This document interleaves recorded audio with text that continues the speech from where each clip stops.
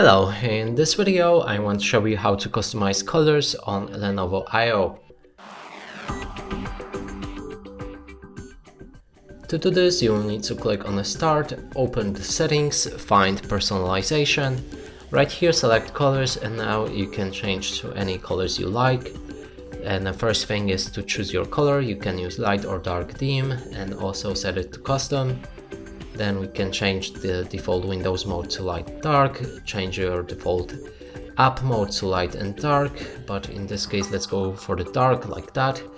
And there's also transparency effects that you can turn on or off, and choose your accent color. You can select any custom colors if you like, but there's also option to automatically pick an accent color from your background. That's wallpaper, so it will be red as a tomato right now.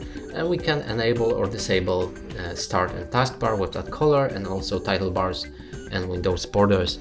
And that's it for this video. Hope you like it. Please consider subscribing to our channel, leave a like and a comment below.